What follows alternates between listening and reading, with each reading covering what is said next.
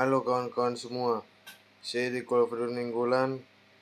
Ini video tentang pertumbuhan ekonomi.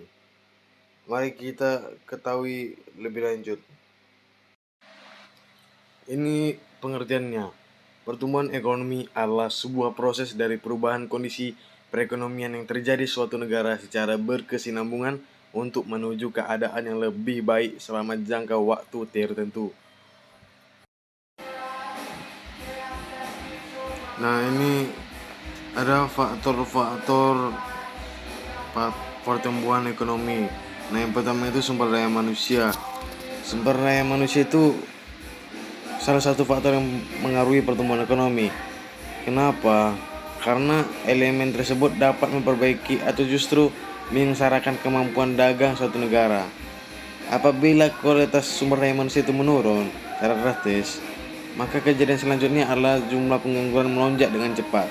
Terjadi kebangkrutan bisnis, lalu tingkat kemiskinan akan jauh lebih memprihatinkan. Nah, yang kedua itu ada sumber daya alam. Nah, sumber daya alam itu ada di dalam bentuk ekspor, sangat berdampak dia pada kondisi keuangan negara. Nah, terkait sama itu, yang kita perlu pahami itu jumlah kekayaan sumber daya alam harus berjalan beriringan dengan peningkatan sumber daya manusia sehingga pertumbuhan ekonomi dapat terlaksana. Nah, yang ketiga itu ada kemajuan iptek. Sebagai faktor yang mengaruhi pertumbuhan ekonomi, perkembangan teknologi dan pendidikan perlu digencarkan sehingga produk barang atau jasa lebih efisien.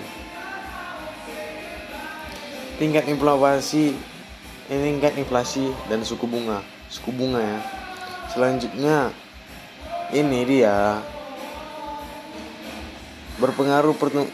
yang berpengaruh itu tingkat inflasi. Kalau terjadi kenaikan harga bahan baku, secara otomatis akan terjadi peningkatan jumlah kebutuhan operasional perusahaan. Keadaan itu tentulah berdampak pada gaji karyawan dan yang paling penting menimbulkan hambatan bagi perusahaan. Itulah faktor-faktornya. Terima kasih untuk faktornya.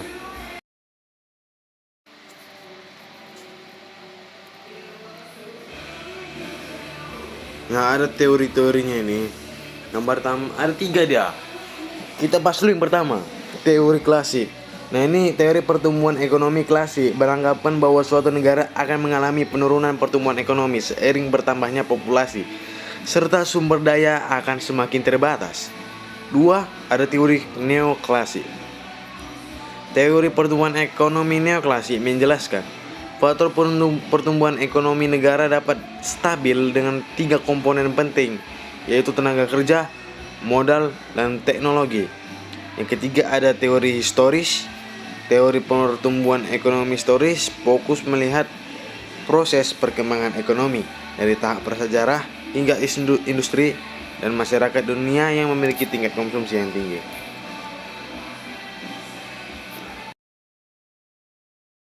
Nah, ini juga ada cara menghitung laju pertumbuhan ekonomi di suatu negara. Nah, jadi pertumbuhan ekonomi sama dengan PDB sekarang dikurang PDB tahun sebelumnya dibagi PDB tahun sebelumnya dikali 100%. Nah, itu berlaku juga untuk GNP mungkin. Itulah dari saya kawan-kawan. Terima kasih banyak.